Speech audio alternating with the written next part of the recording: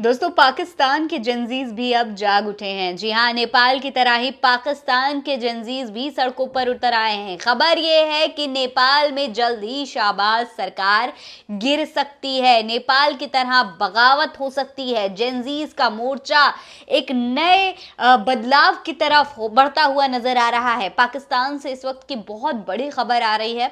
हिंदुस्तान की खबर के मुताबिक नेपाल की तरह ही बिल्कुल अब पाकिस्तान में भी जेनजीज ने सत्ता के खिलाफ बगावत का बिगुल फूंक दिया है। पाकिस्तान अधिकृत कश्मीर यानी कि पीओके में कुछ हफ्तों पहले जो हिंसा भड़की थी, उसके बाद एक बार फिर से विद्रोह की आंधी उठ चुकी है।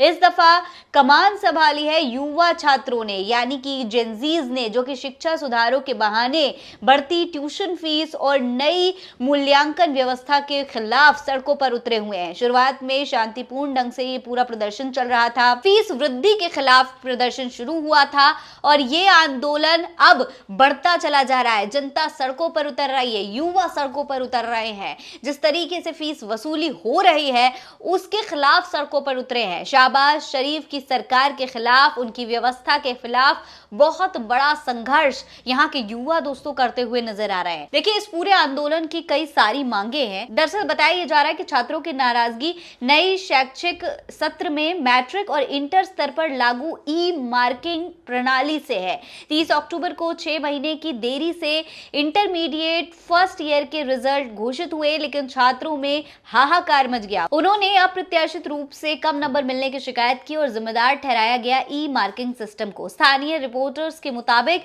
कुछ छात्रों को उन सब्जेक्ट्स में भी पास कर दिया गया जिसकी परीक्षा वो देने भी नहीं गए हुए थे, यानी कि जो एग्जाम ही नहीं दिया था उसमें भी वो पास हो गए। ऐसे में छात्रों को साफ तौर पर यह अंदाजा हो गया कि उनके साथ किसी तरीके की कोई धांधली हो रही है, उनको गलत तरीके से फेल या पास किया जा रहा है। इसको लेकर पाकिस्तान की सरकार की ओर से कोई सफाई तो नहीं आई, लेकिन मीरपुर एजुकेशन बोर्ड ने ई मार्किंग की जांच के लिए कमेटी गठित की है। प्रदर्शनकारियों की एक बड़ी मांग है पुनर्मूल्यांकन शुल्क माफ करना, जो प्रति सब्जेक्ट 1500 रुपए है। सातों पेपरों के लिए ये 10,500 रुपए तक पहुंच जाता है, जो गरीब स्टूडेंट्स जो हैं उनके लिए बहुत बड़ा बोझ बन जाता है।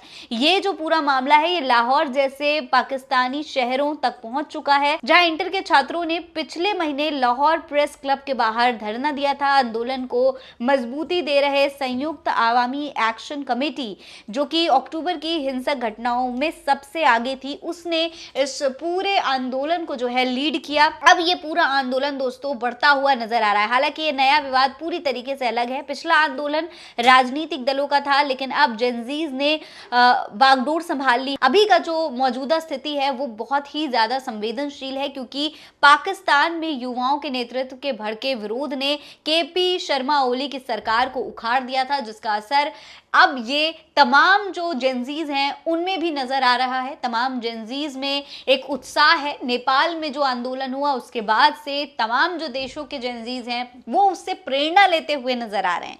सोशल मीडिया पर उस वक्त पाबंदी के विरोध में शुरू हुआ ये प्रदर्शन भ्रष्टाचार विरोधी एक विशाल आंधी में बदल गया था। ऐसे में पाकिस्तान में भी क्या ये आंदोलन बड़ा रूप लेने वाला है, ये देखना बहुत दिलचस्प होने वाला है। फिलहाल इस खबर में इतना ही। ये खबर आप मेरे official channel Farid Ansari official पर देख रहे हैं।